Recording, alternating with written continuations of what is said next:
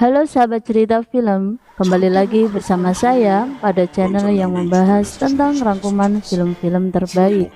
Gimana kabarnya? Insya Allah dalam keadaan sehat semuanya.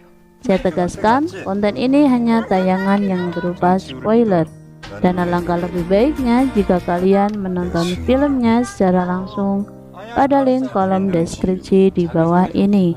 Kali ini cerita film akan membahas rangkuman film tentang bagaimana seseorang bisa berkomunikasi dengan baik kepada orang yang memiliki autisme. Innocent Witness adalah film terbaru dari Lee Han yang bergenre low, krimi, dan drama. Rilis pada tanggal 13 Februari 2019. Film ini berdurasi 129 menit. Yang dibintangi oleh aktor ternama Jung Woo Sang yang berperan sebagai pengacara yang bernama Sun Ho, bersama artis berbakat Kim Yeon Gi berperan sebagai Ji Woo, remaja autis yang memiliki intelijen tinggi dan memori grafik yang kuat.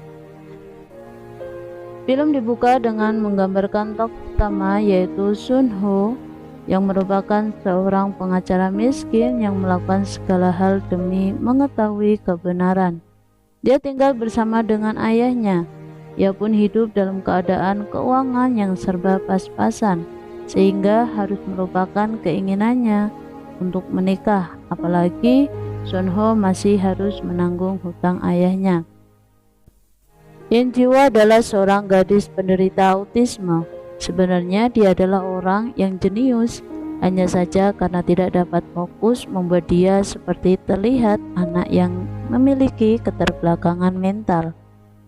Ji Woo juga memiliki pendengaran yang sangat tajam, umumnya orang-orang autis lainnya.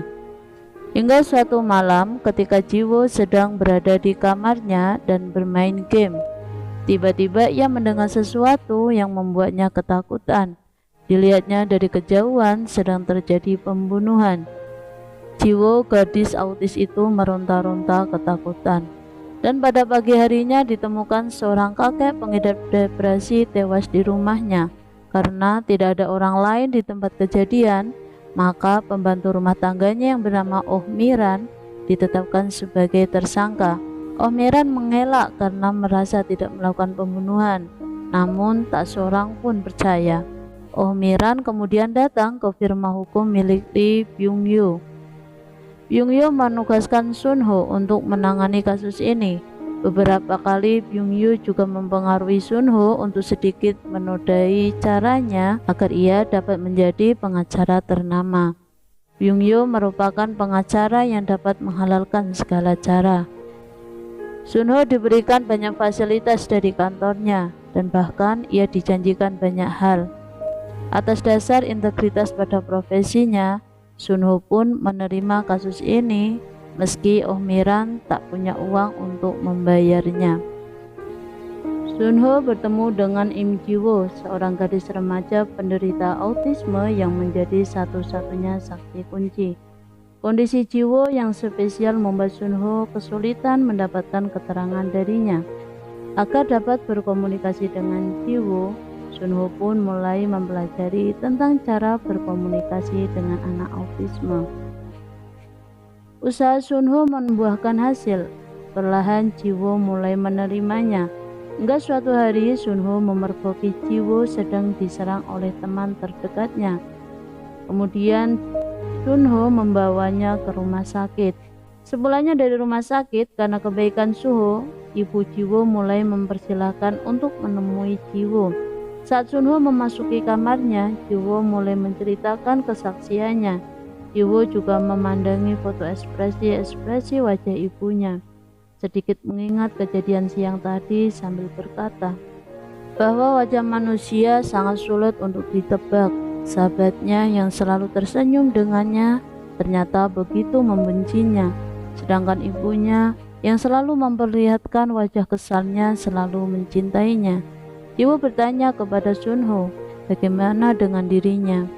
Sun Ho akhir-akhir ini memang telah banyak berubah, bahkan ia seperti tidak lagi mementingkan hal-hal yang benar. Ia mulai sedikit terpengaruhi oleh Byung Yoo dan tibalah di sebuah persidangan yang harus mendatangkan Jiwo sebagai saksi. Namun saat berjalannya persidangan, Sunho seolah tidak mau mengerti dan memahami dengan kesaksian yang diberikan oleh Jiwo. Bahkan ia mengatakan bahwa kesaksian orang bercacat mental tidak dapat dipercayai. Hakim pun memutuskan bahwa terdakwa tidak bersalah dan dibebaskan dari tahanan. Namun dari pihak Jiwo telah mengajukan banding. Sunho mulai merasakan kejanggalan pada Nyonya Ohmiran selepasnya dari tahanan, hingga membuat Sunho memutuskan mulai mendatangi tempat-tempat yang sering dikunjungi oleh sang kakek semasa hidupnya, hingga ia mendapatkan informasi bahwa harta kekayaannya akan disumbangkan dan berkasnya masih dalam proses. Saat bersamaan, pada waktu Jiwo pulang dari sekolahnya, Ohmiran datang mengancamnya. Hal tersebut membuat Jiwo mengalami syok hingga ia harus dilarikan ke rumah sakit. Sunho yang masih merasa bersalah menghubungi Jiwo. Ternyata nomornya sedang tidak aktif. Saat itu juga ibu Jiwo menelpon dan mengabarkan bahwa Ohmiran telah menyerangnya. Sunho mulai merasa bersalah dengan apa yang telah dilakukannya. Hasil persidangan membuat nyawa Jiwon terancam. Saat pulang ke rumah, ia mendapatkan surat dari ayahnya tentang harapannya agar Sunho selalu menjadi orang yang baik. Pada tahap ini sepertinya Sunho benar-benar sadar dengan apa yang selama ini ia lakukan. Sidang pengajuan banding dari jaksa penuntut telah dibukanya. Jiwo mendatangi persidangan setelah mohon kepada ibunya. Jiwon ingin memberikan kesaksian sebenarnya. Saat berlangsungnya sidang, Jiwon sudah mendapatkan serangan terlebih dahulu dari pengacara Byung-yo. Pengacara Byung-yo mencoba menyudutkannya dengan teori-teori buku yang menjelaskan keadaan anak autisme. Sunho mulai angkat bicara. Mulanya ia adalah pembela, namun berjalannya waktu, Sunho telah keluar dari tugasnya sebagai pembela. Ia justru memberikan pertanyaan-pertanyaan selayaknya penuntut. Sunho melontari pertanyaan-pertanyaan yang sangat mudah dimengerti oleh Jiwon. Mulanya ia meminta pada Jiwon untuk mendengarkan apa yang dikatakan oleh seorang yang berdiri di sana, dan tebakan Jiwon benar. Kemudian Jiwon diminta untuk menebak jumlah titik yang ada pada sebuah sapu tangan yang dibawa Sunho, dan tebakan Jiwon benar lagi. Hingga terakhir, Jiwon diminta untuk menyebutkan total kosakata yang didengarnya waktu kejadian malam itu. Jiwon mengatakan keseluruhan berjumlah 52, dan Jiwon diminta untuk mengatakan detail kalimat yang didengarnya. Setelah Jiwon menirukannya, total kosakata berjumlah 52. Sunho mengatakan pada hakim bahwa ia siap menjalani hukuman karena kesalahan yang sedang ia langgarnya, dan memastikan pada hakim bahwa kesaksian Jiwon benar adanya. Membuat pengacara Byung-yo marah dan merasa firmannya sedang dipermalukan.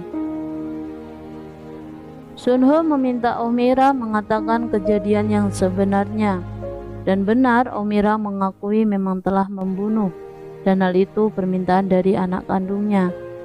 Persidangan dimenangkan oleh Jiwon. Keesokan harinya Jiwon merayakan hari ulang tahunnya. Sunho datang memberikan kado untuk Jiwon. Saat Sunho akan pergi, Jiwon mengatakan bahwa Sunho adalah orang baik. Kemudian Jiwon lari memeluknya, dan cerita pun selesai. Pada film ini memiliki pesan yang sangat kuat, yaitu tetaplah menjadi orang yang baik dan peduli. Baiklah sahabat cerita film, sampai bertemu di konten berikutnya. Insya Allah masih ada tayangan-tayangan yang gak kalah seru. Apabila masih ada kekurangan dalam penayangan, silahkan meninggalkan komentar. Terima kasih saya ucapkan untuk semua yang telah menikmati channel ini. Dan bye-bye.